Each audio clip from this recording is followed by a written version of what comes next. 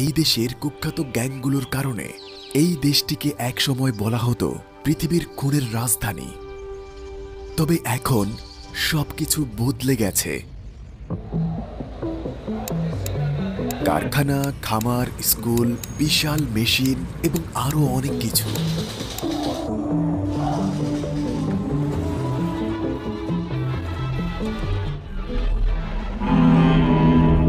এই সবকিছু একটি কারাগারের ভেতরে, এক অদ্ভুত কারাগার। এগুলো এল সালভাদরের ব্যতিক্রমী কারাগার। পুরো বিশ্বের শিক্ষা নেওয়া উচিত। রাষ্ট্রপতি নায়েব বুকেলে তাদের লজ্জার চিহ্ন থেকে আশার আলোতে বদলে দিয়েছেন। এরা সবাই কয়েদি। এটি এল সালভাদরের মারিওনা কারাগারের ডাকনাম। একসময় এটি বিশ্বের অন্যতম বিপজ্জনক কারাগার ছিল। কয়েদিরা ঠাসা করে থাকতো। আর এখন কেমন দেখুন, এটা কারাগারের ভেতরে। এই কারাগারটি আগে এমন ছিল, এখন এরকম। এল সালভাদরের মানুষ এখন সচেতন হয়েছে। এর আগের পর্বে আমরা সেকোটে গিয়েছিলাম, যেটা ছিল জঘন্য সব অপরাধীদের কারাগার। সত্যি বলতে আমরা বিশ্বের সবচেয়ে ভয়ানক জায়গায় ছিলাম। হাইতির বর্তমান অবস্থার চেয়েও 3 গুণ বেশি ভয়ানক। কারণ এটা আমাদের দেশ। রহস্যটা কি? একটি আইনের রাষ্ট্র। এটি এখন পৃথিবীর সবচেয়ে সুন্দর কারাগার। উনি এই দেশের বিচার ও জননিরাপত্তা মন্ত্রী। আমরা একসাথে এল সালভাদরের সবচেয়ে ভয়ানক গ্যাং পাড়াগুলিতে যাব। আমাদের এক সময়কার ভয়ানক এলাকায় নিয়ে গেলেন। আজ আমরা খুব সিক্রেট জিনিসগুলো দেখব, এমন কিছু যা অন্য কোনো দেশে কখনো ঘটেনি। আমরা এখন একটি কারাগারের ভেতরে আছি। আপনি কি কয়েদি? হ্যাঁ, আমি কয়েদি।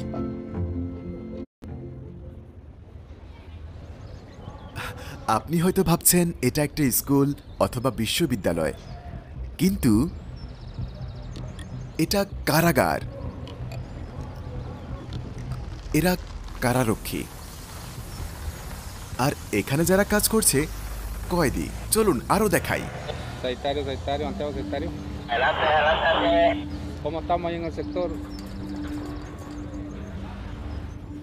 এরা গ্যাং সদস্য নয়, এরা তাদের চেয়ে আলাদা।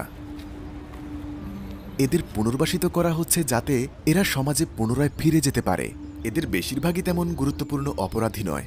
পরিকল্পিত হত্যার দায়ে দোষী সাব্যস্ত ব্যক্তিরা অথবা প্রাক্তন গ্যাং সদস্যরা ছাড়া এই কারাগারটি চোর, প্রতারক এবং এমন আরও অন্যান্য অপরাধীদের জন্য। আচ্ছা, রাষ্ট্রপতি বুকেলে যখন থেকে দায়িত্ব গ্রহণ করেছেন, শান্তির ধরন তিনি সম্পূর্ণরূপে পরিবর্তন করে ফেলেছেন। এমন গল্প আছে যে তারা মানুষের মাথা দিয়ে ফুটবল খেলত। তারা একসময় মানুষের মাথা দিয়ে ফুটবল খেলত। প্রতি একদিনের কাজের জন্য তাদের সাজা থেকে 2 দিন কাটা হয়। আর তাই কয়েদিরা বেশ আগ্রহ নিয়ে কাজ করতে চায়। তো কেন তারা এক সময় দেশের মানুষের যত ক্ষতি করেছে, আর এখন তারা মানুষের জন্য ভালো কাজ করে সেটার প্রতিদান দিচ্ছে?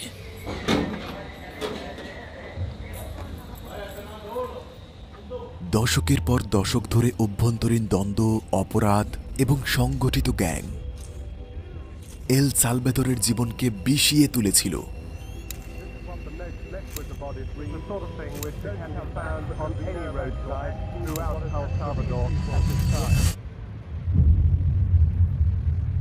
এই সংঘাতগুলি 1979 থেকে 1992 সাল পর্যন্ত, এই দীর্ঘ 12 বছরের মধ্যে গৃহযুদ্ধে পরিণত হয়। যুদ্ধরত পক্ষগুলির মধ্যে একটি শান্তি চুক্তির মাধ্যমে এই যুদ্ধ একসময় বন্ধ হয়, তবে তা ছিল ক্ষণস্থায়ী। এমন একটি জায়গা যেখানে অপরাধী চক্র পুরো এলাকা নিয়ন্ত্রণ করে এবং এল সালভাদরের এই গ্যাংগুলি এখন আমেরিকার প্রায় প্রতিটি কোণায় ছড়িয়ে পড়েছে। 1996 সালে মার্কিন যুক্তরাষ্ট্রের লস অ্যাঞ্জেলেসে সক্রিয় সালভাদোরিয়ান গ্যাংগুলিকে তাদের হাজার হাজার সদস্যকে মার্কিন যুক্তরাষ্ট্র থেকে নির্বাসিত করা হলে তারা পরবর্তীতে এল সালভাদরে চলে যায়। বিল ক্লিনটন ওই লোকগুলোকে দেশ থেকে বের করে দেওয়ার সিদ্ধান্ত নিয়েছিলেন। তিনি আমাদের সরকারকে বলেননি যে আমি ওই অপরাধীদের নির্বাসন দিচ্ছি। তারা ব্যাস পাঠিয়ে দিল। তারা আমাদের এটাও বলেনি যে ওরা সবাই কি ধরনের অপরাধী। এই কারণে আমাদের সীমান্ত আরো সুরক্ষিত করতে আমাদের প্রশাসন কঠিন পদক্ষেপ নিয়েছে। এর চেয়ে দ্বিগুণ সংখ্যক অবৈধ অভিবাসীদের নির্বাসিত করেছি। সকল অবৈধ অভিবাসীদের নির্বাসন করার জন্য আমরা যা কিছু করব, আর এই অনুপ্রবেশ আমরা যে কোনো উপায়ে বন্ধ করব। এই গ্যাংগুলি এল সালভাদরের মাটিতে অপরাধমূলক কর্মকাণ্ডগুলি চালিয়ে যাওয়ার জন্য সুবিধা পায়। স্থানীয় গ্যাংগুলির সাথে পুনর্গঠিত হয়ে আরো বড় হয় এবং রক্তপাতে লিপ্ত হয়।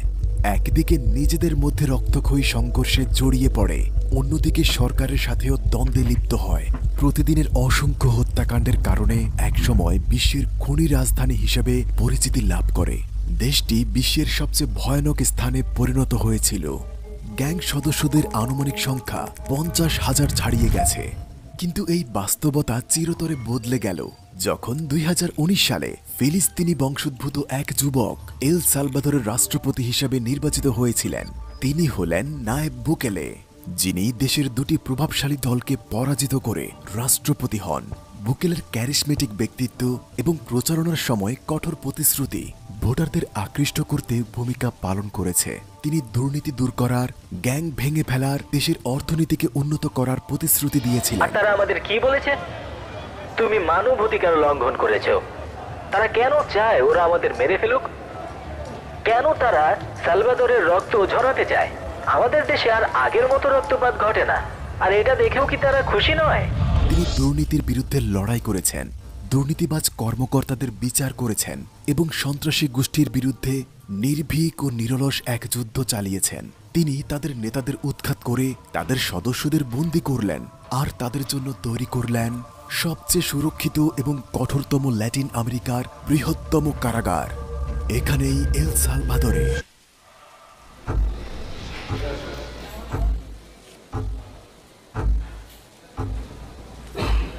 কয়েদিদের কারাগারে আনার পর তাদের অতীত পেশা সম্পর্কে জানতে চাওয়া হয়। তাদের মধ্যে আছেন ডাক্তার, প্রকৌশলী এবং অন্যান্য সকল ধরনের পেশাদার। অন্য বন্দীদের শেখানোর জন্য তাদের নিযুক্ত করা হয়।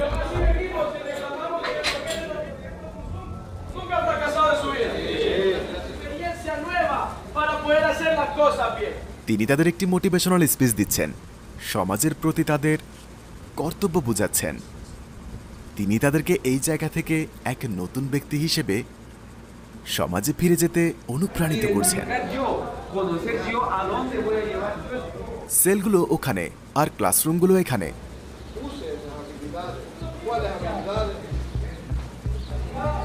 তাদেরকে প্রাথমিক চিকিৎসার প্রশিক্ষণ দেওয়া হচ্ছে।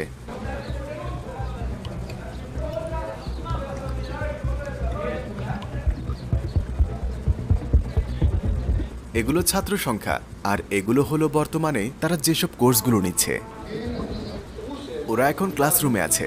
প্রতিটি ক্লাসে একটি করে স্ক্রিন আছে যেখানে তারা ফেস রিকগনিশন ব্যবহার করে। প্রতিদিন তাদের অ্যাটেন্ডেন্স দেয়। চমৎকার চমৎকার কারাগার।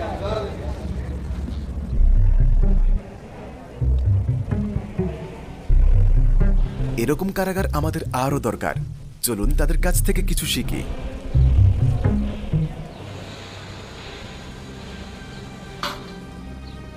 এটা কারাগারের ভেতরে একটি কারখানা।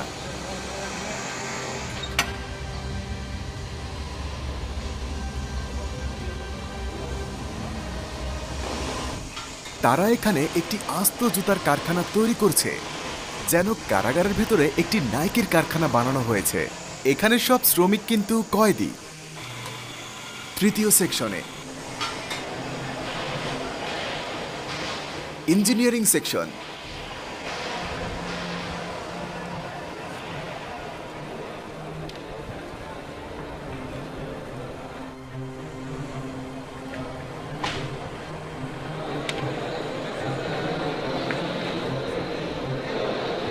এখানে প্রচুর সংখ্যক কয়েদি আছে আর তারা সবাই প্রশিক্ষণ নিচ্ছে।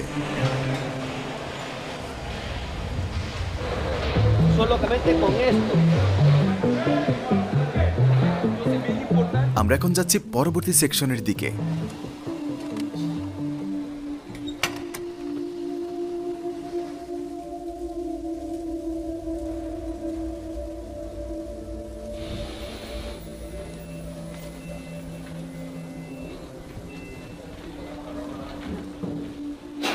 Electronics section. এখানে কয়েদিরা সব ধরনের বৈদ্যুতিক যন্ত্রপাতি তৈরি করে। তাদের শেখানো হয় কিভাবে রেফ্রিজারেটর, ওয়াশিং মেশিন, কম্পিউটার এবং ফ্যান বানানো হয়। মুক্তির পরের জীবনের জন্য তৈরি করা হচ্ছে। ওকে, সে মাদক বিক্রি করত, আর এখন সে ইলেকট্রনিক্স বিভাগের প্রধান। এখানে তাদেরকে গাড়ি মেরামত করাও শেখানো হয়। তারা পুলিশের গাড়ি, মোটরসাইকেল এবং কারাগারের গাড়িগুলো মেরামত করে। এটা কারাগারের ভেতরে একটা মিউজিক ব্যান্ড। তারা সবাই কিন্তু কয়েদি। Ok, buenos días, bienvenidos directamente desde el Centro de Formación Laboral de Esperanza para todos ustedes. এই গায়ক একসময় টিকটকে বেশ বিখ্যাত ছিলেন, কিন্তু সে তার বান্ধবীর সাথে মাদক ব্যবসায় জড়িয়ে পড়লে তার ক্যারিয়ার এখানেই শেষ হয়ে যায়। Hola, bienvenidos todos, este es el sabor de la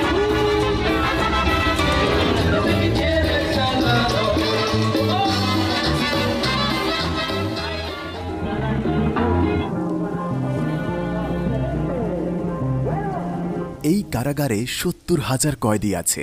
তাদের প্রশিক্ষণ শেষ করার পর তাদের শহরের বাইরে একটি বিশাল কারাগারে নিয়ে যাওয়া হয়। এটি একটি বিস্তৃত এলাকা। কারাগারের চারপাশে নিরাপত্তা বেষ্টনী আর ক্যামেরা আছে। এখানে খামার, কারখানা এবং বিশাল যন্ত্রপাতি আছে। এটা কারাগার। এখানকার কয়েদিদের কোনো গ্যাংয়ের সাথে সম্পৃক্ততা নেই। তাদের পুনর্বাসন হচ্ছে।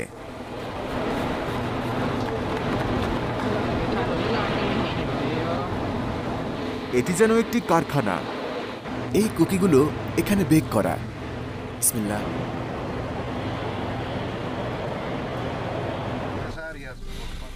এটাও কারাগারের ভেতরে। ওরা দাবা খেলছে।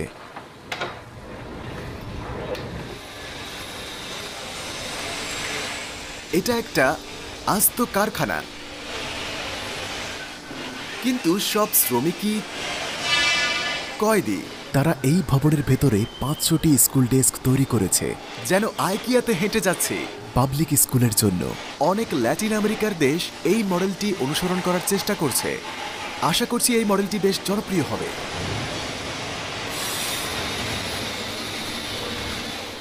এটা কি এখানে তৈরি? কারখানা থেকে? হ্যাঁ। আপনি কি কয়েদি? হ্যাঁ, আমি কয়েদি। আপনি কি করেছেন? ডাকাতি। ডাকাতি? হ্যাঁ।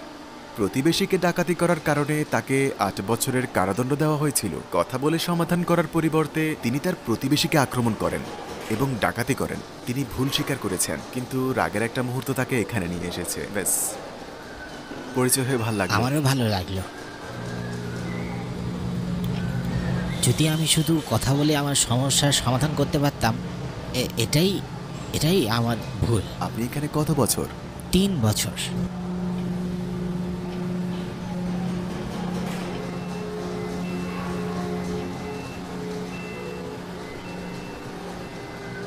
আলাস্কা? এটা আপনার জন্য। অনেক ধন্যবাদ ভাই। তো কারাগারের ভেতরে খামারও আছে।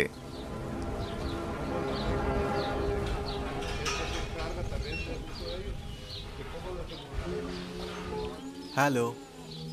কারাগারে তারা যা খায় তা সব এখান থেকে আসে। সকল শাকসবজি এবং দুগ্ধজাত পণ্য এই জায়গা থেকে আসে।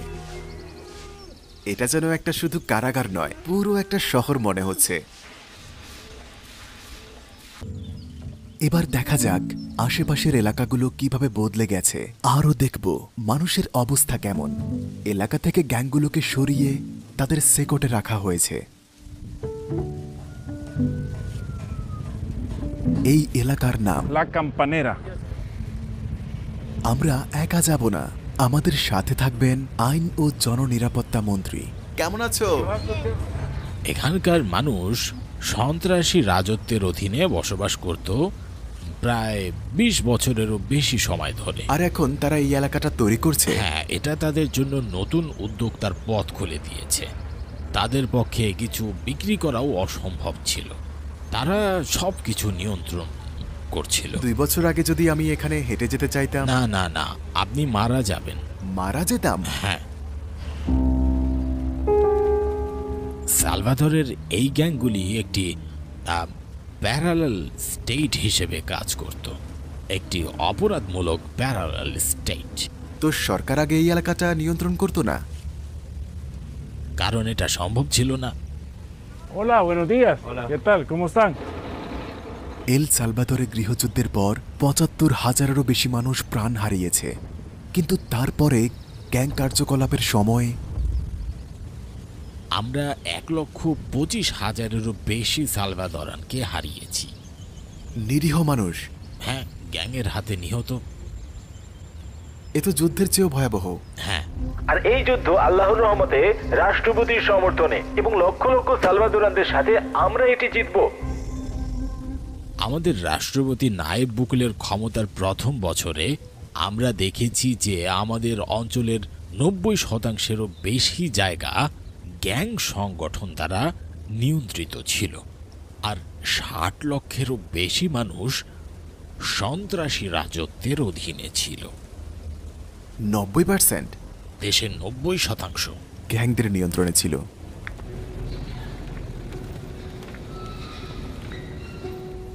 তো এল সালভাদরের আশেপাশের দেশগুলো কি এখনো নিরাপদ নয়? না না না, তারা নয়। অভিনন্দন। ধন্যবাদ।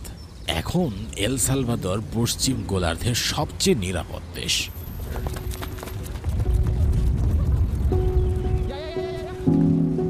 আপনি এখন ল্যাটিন আমেরিকার অনেক দেশে দেখতে পাচ্ছেন যেখানে অপরাধী সংগঠনগুলি সরকারের থেকেও অনেক বেশি শক্তিশালী। নাইব বুকেলের ক্ষেত্রে এটি অনুমোদিত নয়। শেষ। হ্যাঁ হ্যাঁ, একদম। কারণ সরকারকে জনগণকে নিরাপত্তা, স্বাধীনতা এবং আশা দিতে হবে। ৩টি শব্দই সুন্দর, অসাধারণ। এই বাড়িগুলো অপরাধ এবং মাদক চোরাচালানের জন্য ব্যবহৃত হতো। মাদক এবং মানুষ হত্যা এগুলোর ভেতরে? হ্যাঁ, ভেতরে। তো গ্যাং সদস্যরা কোথায়? তারা সবাই কি সেকটে আছে? সবচেয়ে বিপজ্জনক সদস্যরা, হ্যাঁ, তারা সেকটে আছে। হ্যাঁ, ওটা ওর ছবি। তারা এই এলাকায় শিশুদের অপরাধমুক্ত জীবনের আশা জাগিয়েছে। আমরা এক সময়কার পুরো ল্যাটিন আমেরিকার সবচেয়ে ভয়ের জায়গায় হাঁটছি। তারা এখন মুক্ত বাতাসের নিঃশ্বাস নিতে পারে। আমাদের দেশ পুনরুদ্ধারের জন্য আমাদের কি করতে হবে তা এল সালভাদরের বাইরের কারো সাহায্য ছাড়াই আমরা আমাদের নিজস্ব সমাধান প্রয়োগ করে সমাধান করেছি। আমরা এখন কানাডার চেয়ে, চিলির চেয়ে, উরুগুয়ের চেয়ে, আমেরিকার চেয়ে যে কোনো দেশের থেকে আমরা নিরাপদ। আপনি এখানকার ইনচার্জ? অসাধারণ, দেখা হয়ে ভালো লাগলো। এই যে দেয়ালগুলো পুলিশ যাতে ঢুকতে না পারে তাই গ্যাংগুলো এসব তৈরি করেছিল। দেয়ালগুলো অনেক উঁচু ছিল, কিন্তু এলাকা নিরাপদ হয়ে যাওয়ার পর বাসিন্দারা সেগুলো ভেঙে ফেলে। উনি আমাদের বললেন যে তার এলাকাটি একসময় সবচেয়ে বিপজ্জনক ছিল। তিনি আর তার মেয়েরা বাড়ি থেকে বের হতে পারতেন না, এমনকি এলাকায় হাঁটতেন না। এখানেই একটা খুন হয়েছে। তারা প্রতিদিন গুলি চালাতো। এখন শুধু আতশবাজির শব্দ শুনতে পান, বন্দুকের নয়, শুধুই উদযাপন। ২ বছর আগে ওনাকে এলাকায় প্রবেশের অনুমতির জন্য গ্যাংকে ঘুষ দিতে হয়েছিল। তিনি বলছেন যে তারা তাকে গ্যাংয়ে নিয়ে যেতে চেয়েছিল, কিন্তু তিনি রাজি না হওয়ায় তাকে প্রচুর মারধর করে এলাকা থেকে তাড়িয়ে দেয়। কিন্তু এলাকাটি নিরাপদ হওয়ার পর তিনি এখন ফিরে এসেছেন। মাত্র ২ বছরের মধ্যেই এই ধরনের পরিবর্তন ভাবাই যায় না। ইয়া আল্লাহ, আমাদের ক্ষমা করুন। আর এর জন্য যা প্রয়োজন তা হলো ভালো নেতৃত্ব।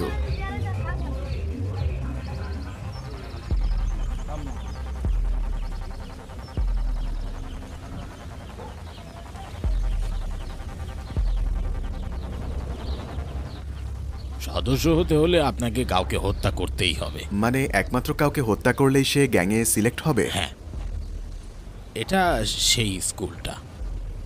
স্কুল? হ্যাঁ। তারা স্কুলটি সংস্কার করছে। যদি আমরা বলি যে আমরা বদলে যাচ্ছি তাহলে আমাদের অনেক কিছু পরিবর্তন। অলরাইট, ধন্যবাদ।